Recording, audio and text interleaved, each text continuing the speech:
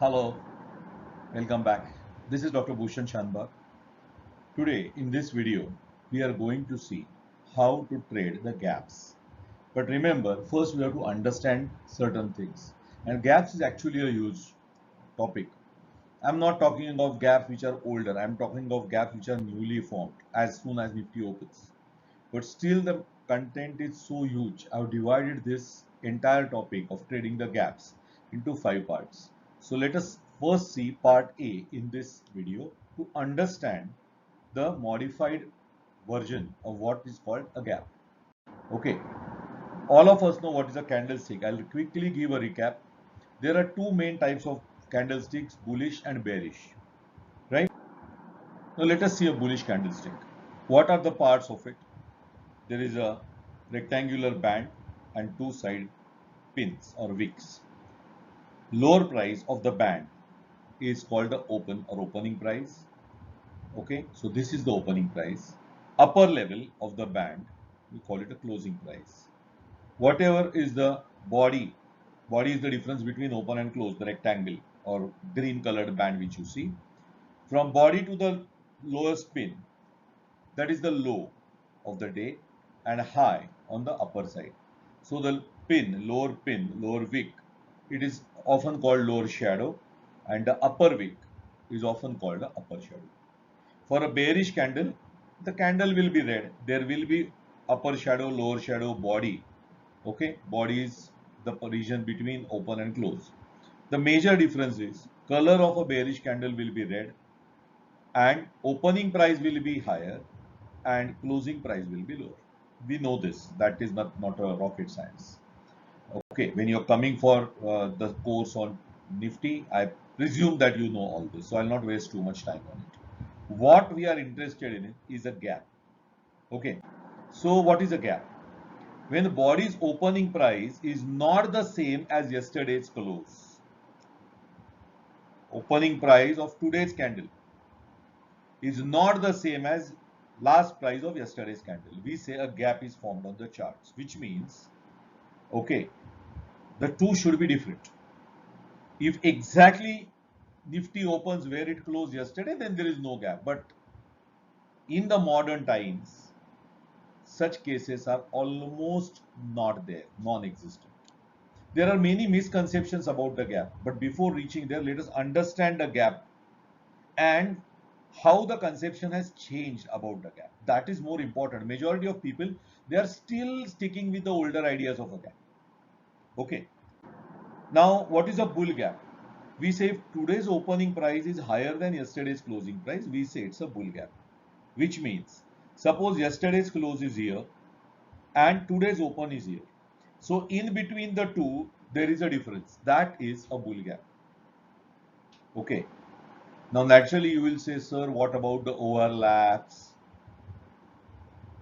Remember one thing. In the older times, when the classic textbooks were written, today's open was almost always same as yesterday's close. If you check the prices of Nifty in the older times, you will find this. Okay, I'm talking of before, I think 2009 or 2010. Okay, this was the conception. After this, I think October 16th October 2010 or something, but maybe date I may be not remembering correctly. But see what happened after this date. Then thereafter, Nifty, right, NSE introduced with a pre-open session. Before that, market used to directly open. Okay, so the opening price was considered as previous day's closing price. And only if there is some overnight news which has made really big impact, only then a total difference may appear between the two candles. That is the older definition of a gap. But now what has happened? Now because of the 15 minutes of pre-open and even after 4:30 you can put after market hour orders which were not there originally. After the market closes also you can place orders if you don't know about it.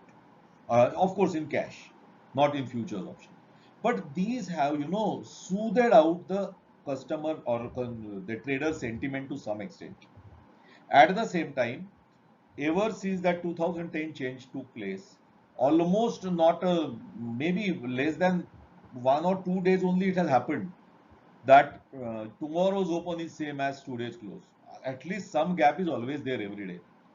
So earlier it was said gap is important because gaps are rare. Now they are no rare at all. They are actually very common. All right. And that is why this is a modern concept about the gaps. So difference between yesterday's close and today's open is a gap. What about the overlap of the bodies?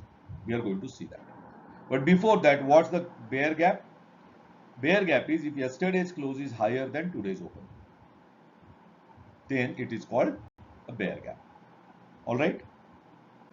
Now, based on this, let us understand why is a bull gap formed. We say a bull gap is formed because of there is buying pressure according to the overnight news. And a bear gap is formed due to selling pressure in the markets due to overnight news. Okay. So the pre-open session has made all the difference.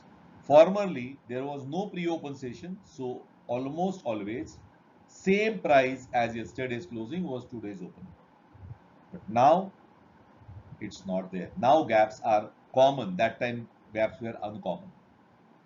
Okay, so they were significant earlier. Now this conception has changed, as I said. Yeah, 2009-10. That is what I was remembering. From 9 to 908, there is pre-open session when you can place orders.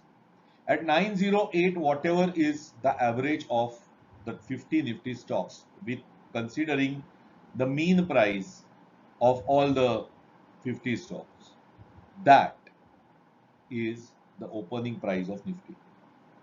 Okay, so it gives market players to reach a consensus what should the prices be. It also increases the volume, number, and quantum of gaps in Nifty. All right. So many traders, they are sticking to conventional use of markets rules, and there were no pre-open sessions, there were gaps. That logic doesn't work anymore. Okay. So there are many myths about gaps. Gap always acts as support or resistance. You will, if you actually check the gaps, you will find sometimes they act, sometimes they don't act, roughly 50-50 approximately. Now I'm talking of modern times. In other words, you can't rely on the gaps. Okay. A gap has to be filled sooner or later. I don't know from where this conception has come. When Nifty came, say in 2008, it made a low of near 2200.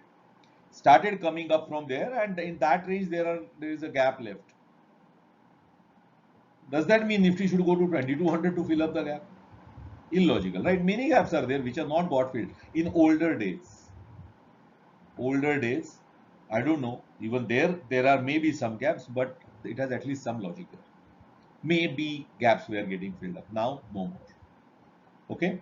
So gap means what? There is an area of no trade on successive days. May get filled, may not get filled. It's not a rule that it has to be filled, and it does not necessarily act as support or resistance any longer. Okay. More we are going to learn in the next video.